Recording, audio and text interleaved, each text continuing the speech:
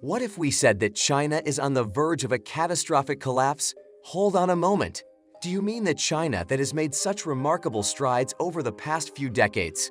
Are you referring to the same China whose economy will soon overtake that of the United States? Yes, that is the same China. But haven't we heard that China has the world's fastest expanding economy? That might be the case. However, not everyone is aware of China's internal parasite issues. Watch this video before claiming that China is the most successful nation. You would not have heard what we're going to say, so trust us. Now, to learn why China will eventually fall, watch the video through to the conclusion. It's often believed that everything the Chinese do is harmonious. However, this poses a challenge when accumulating money and investing it in a piece of property. When China was still building the necessary infrastructure to begin manufacturing on a large scale 50 years ago, migration from rural to urban regions was seen. Their population was in need of houses, which sparked the housing market. People were aware that making investments in the property market now may result in larger returns later on. As a result, they began investing in real estate and houses. To raise the price of wheat, everyone would purchase land. But there was a structural problem. Everyone could invest in this one choice. To put it another way, if everyone had a property, who would sell it for a profit? The Chinese people, however, did not think along these lines. The scale of the investments, which are still ongoing, accounts for 30% of China's GDP in the housing sector. The People's Bank of China estimates that 7.4% of 2020's GDP, or $1.18 trillion, would be spent on real estate.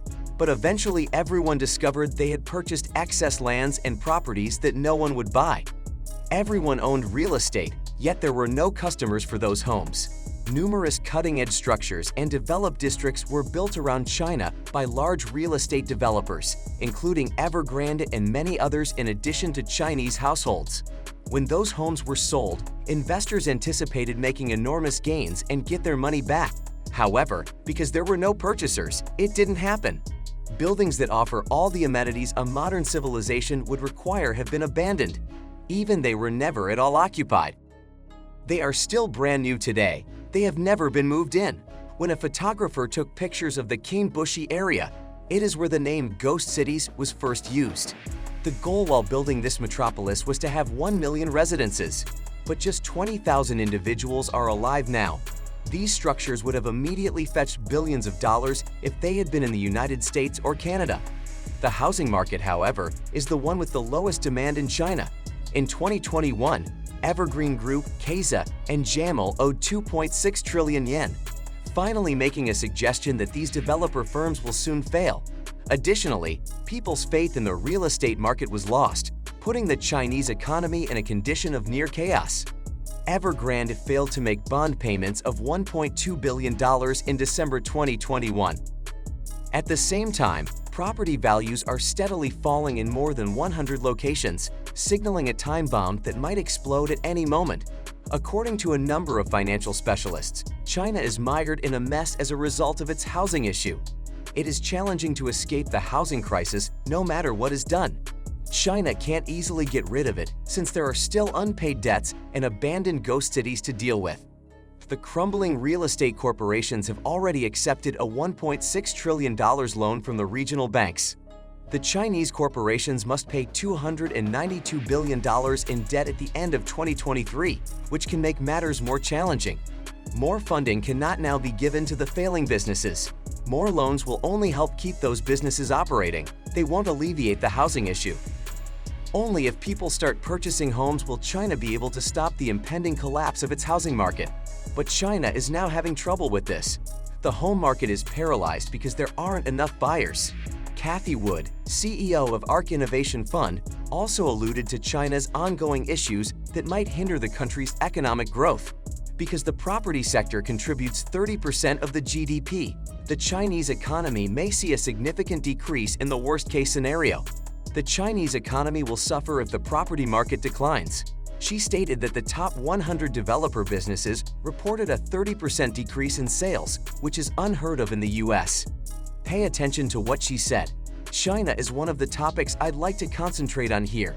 Since there is so much going on in China, perhaps some of this is making news. But within a week, Sofia Porta Acosta of Bloomberg reported that all had taken place in larger China. I'll simply read you a handful of them this week to give you an idea of the drama involved. Consider this: Evergrande was compelled to destroy 39 unlawful structures because they lacked the proper licenses, and Evergrande's stock market trading was suspended. What would happen if that occurred in the US? The top 100 developers in China stated that their contractual sales declined for the first time in a year in December, falling by 35% overall. Sofia claims that in the past 5 years at least, I haven't seen them fall. Such genuine transformation. Other developers went bankrupt in small numbers. The central bank withdrew liquidity when Shamo, which had been given an investment grade rating in November, failed on a trust instrument and shook the credit market. Many individuals believed they would improve liquidity because they stated they would. After the stock market's rough opening, a Chinese regulator pledged stability, but nothing has been done as of yet. The yuan and the RMB, the local currency, both continued to rise after a very successful year, which is a really exciting development. In my opinion, the government played some role in facilitating or encouraging this outcome. This should serve as a warning sign because it has already started to decline. A stock that hadn't been traded since March of this year made its debut this week and promptly dropped by 50%. However, this is not the end of the story. This is only the metaphorical tip of the proverbial iceberg.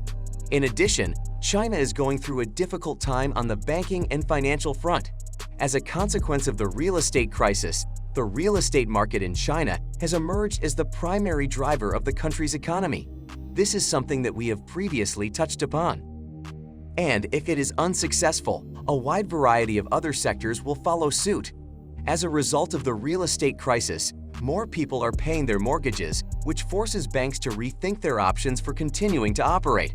According to the China Construction Banks and the Bank of China, respectively, the percentage of bad loans related to real estate has increased by 68% and 20% during the past several years. When banks are unable to progressively collect the debts they have issued, the collapse might also be considered to have begun at this point. It's not just a handful of people who object to being forced to make payments on their mortgage. There are millions of others who feel the same way.